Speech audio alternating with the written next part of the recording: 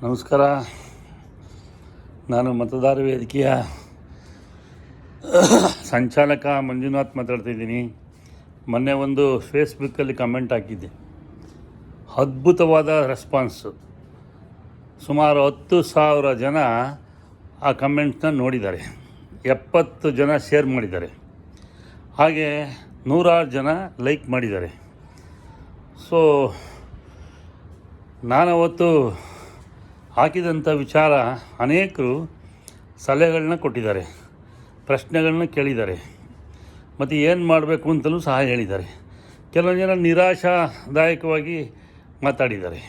ಯಾಕಪ್ಪ ಅಂದರೆ ಈ ಸಮಾಜದಲ್ಲಿ ದುಡ್ಡು ತಗೊಳ್ತಾರೆ, ನಾವು ಅದನ್ನು ಸರಿ ಮಾಡೋಕ್ಕಾಗಲ್ಲ ಅನ್ನೋ ರೀತಿಯಲ್ಲಿ ಕೆಲವು ಜನ ಮಾತಾಡಿದ್ದಾರೆ. ಕೆಲವು ಜನ ನಮ್ಮ ಮತದಾರರನ್ನ ಇಷ್ಟೇ ಮತದಾರ ಭ್ರಷ್ಟ ಆಗಿಬಿಟ್ಟಿದ್ದಾನೆ ಅಂತಲೂ ಹೇಳಿದ್ದಾರೆ. ಆದರೆ ನಾನೊಂದು ಹೇಳ್ತೀನಿ, ಮತದಾರ ಭ್ರಷ್ಟ ಆಗಿಲ್ಲ, ಮತದಾರನ ಭ್ರಷ್ಟ ಮಾಡಿರೋದು. ಭ್ರಷ್ಟರು ಮತದಾರನ ಭ್ರಷ್ಟ ಮಾಡಿದ್ದಾರೆ.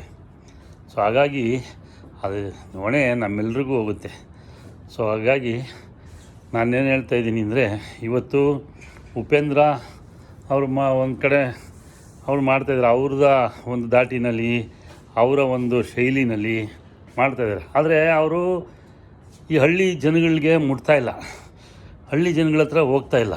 ದಯವಿಟ್ಟು ಉಪೇಂದ್ರ ಅವರೇ, ನೀವೇನಾದರೂ ಈ ವಿಡಿಯೋ ನೋಡಿದರೆ ದಯವಿಟ್ಟು ನೀವು ಅಲ್ಲಲ್ಲೇ ಒಂದು ಕ್ಯಾಂಪೇನ್ ಮಾಡಿ, ಹಳ್ಳಿಗಳಿಗೆ ಒಂದು ಕ್ಯಾಂಪೇನ್ ಮಾಡಿ, ನಿಮ್ಮ ವಿಚಾರಧಾರೆಗಳನ್ನ ಹೇಳಿ. ಹಾಗೆಯೇ KRS ಪಕ್ಷದವರು ಅದ್ಭುತವಾಗಿ ಈ ನಡುವೆ ಮಾಡ್ತಾಯಿದ್ದಾರೆ. ಈ ಒಂದು ಏನು ಮತದಾರರಿಗೆ ಎಚ್ಚರಿಕೆ ಕೊಡುವಂಥ ಕಾರ್ಯಕ್ರಮ ಇರ್ಬೋದು, ಅಥವಾ ಪೊಲೀಸ್ ಸ್ಟೇಷನಲ್ಲಿ ಆಗಿದಂಥ ಕೆಲಸಗಳಿರ್ಬೋದು, ಅಥವಾ ತಾಲೂಕು ಆಫೀಸಲ್ಲಿ ನಡೆದಂಥ ಭ್ರಷ್ಟಾಚಾರಗಳ ವಿರುದ್ಧ ಅವ್ರ ಚಳವಳಿನ ಅವ್ರದ್ದೇ ಆದ ರೀತಿಯಲ್ಲಿ ಮಾಡ್ತಾಯಿದ್ದಾರೆ. ಸೊ ಅವರಿಗೆಲ್ಲ ನಾನು ಈ ವಿಡಿಯೋ ಮುಖಾಂತರ ಧನ್ಯವಾದವನ್ನು ಹೇಳ್ತೀನಿ. ಯಾಕೆಂದರೆ ಎಲ್ಲರೂ ಮಾಡ್ತಾ ಇರೋದು ಒಂದೇ ಕೆಲಸ, ಆದರೆ ಬೇರೆ ಬೇರೆ ಆಯಾಮ, ಬೇರೆ ಬೇರೆ ಸ್ಟೈಲು ಇರ್ತದಷ್ಟೇ. ಅದನ್ನು ಜನಗಳು ಅದನ್ನು ಗ್ರಹಿಸ್ರಿ, ಅದನ್ನು ಗ್ರಹಿಸಿದರೆ ಆಗುತ್ತೆ. ಯಾಕೆಂದರೆ 20 ವರ್ಷಗಳ ಹಿಂದೆ ಈ ಮತದಾರನ ಕೊಂಡ್ಕೊಳ್ಳೋ ಒಂದು ಅಭ್ಯಾಸ ಇರಲಿಲ್ಲ. ನಾನು ಸಣ್ಣ ಹುಡುಗನಲ್ಲಿ ನಾನು ಹೇಳ್ತೇನೆ, ನಮ್ಮೂರಲ್ಲಿ ಗಂಗಪ್ಪ ಅಂತ ಪಟೇಲ್ರಿದ್ದರು. ಅವರು ಭಜನೆ ಮನೆ ಮುಂದೆ ಕೂತ್ಕೊಂಡು ಒಂದು ಚೀಟಿ ಬರ್ಕೊಡೋರು ಅಷ್ಟೇ, ಯಾವ ಕಾಸು ಇಲ್ಲ, ಯಾರೂ ಇಲ್ಲ. ಆ ಚೀಟಿ ತೊಗೊಂಡೋಗಿ ಎಲ್ಲರೂ ಅವರವರು ಯಾರಿಗೆ ಇಷ್ಟ ಬರುತ್ತೋ ಅವ್ರಿಗೆ ಓಟ್ ಹಾಕೋರು. ಅಫ್ಕೋರ್ಸ್ ಆ ಟೈಮಲ್ಲಿ ಹಸು ಕರಿನ ಗುರುತು ಮತ್ತು ಇವರೇ ಇದ್ದಿದ್ದು, ಕಾಂಗ್ರೆಸ್ ಇದ್ದಿದ್ದು. ಕಾಂಗ್ರೆಸ್ ಇರಬೇಕಂದ್ರೆ ಕಾಂಗ್ರೆಸ್ಸೇ ನಡೀತಾಯಿತ್ತು ಎಲ್ಲ ಕಡೆನೂ, ಅಂಥ ಒಂದು ಕಾಲ. ಆಗ ನನಗೆ ಸುಮಾರು ಒಂದು 4-5ನೇ ಕ್ಲಾಸಲ್ಲಿ ಹೋಗ್ತಾಯಿದ್ದೆ ಅಂತ ಕಾಣುತ್ತೆ.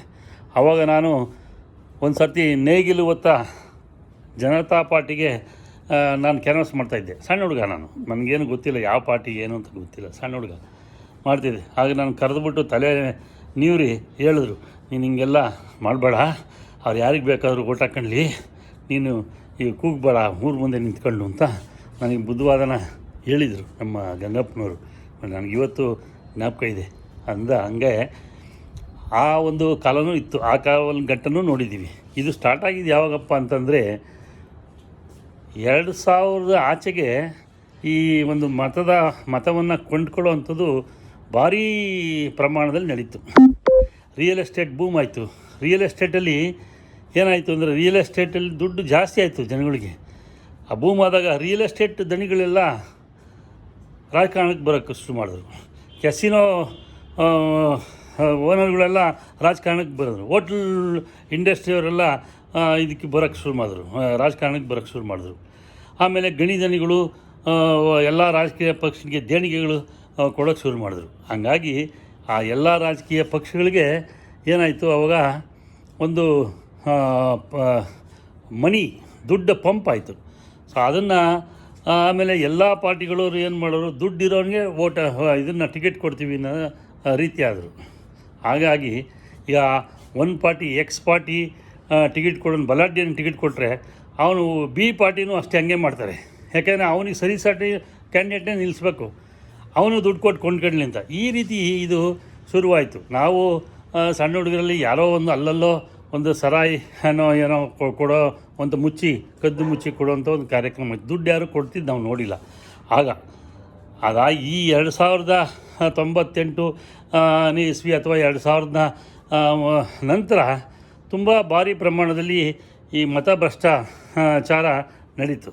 ಸೊ ಅದರಿಂದ ದಯವಿಟ್ಟು ಯಾರು ಈ ಒಂದು ನಾವು ತಿರ್ಗಾ ಮತ್ತೆ 25 ವರ್ಷಕ್ಕೆ 28 ವರ್ಷಕ್ಕೆ ಹೋಗೋಣ. ಯಾರು ದುಡ್ಡು ತಗೊಳ್ಳೋದು ಬೇಡ.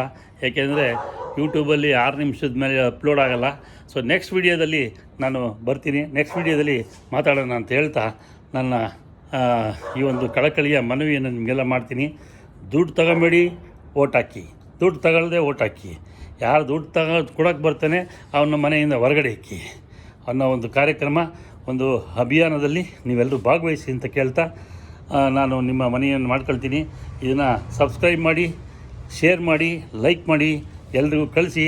ನೀವು ಒಂದು ವಿಡಿಯೋ ಮಾಡಿ ಹಂಚಿ ಅಂತ ಹೇಳ್ತಾ ಈಗ ಮಾತನ್ನು ಮುಗಿಸ್ತೀನಿ. ಜೈ ಹಿಂದ್, ಜೈ ಭಾರತ್.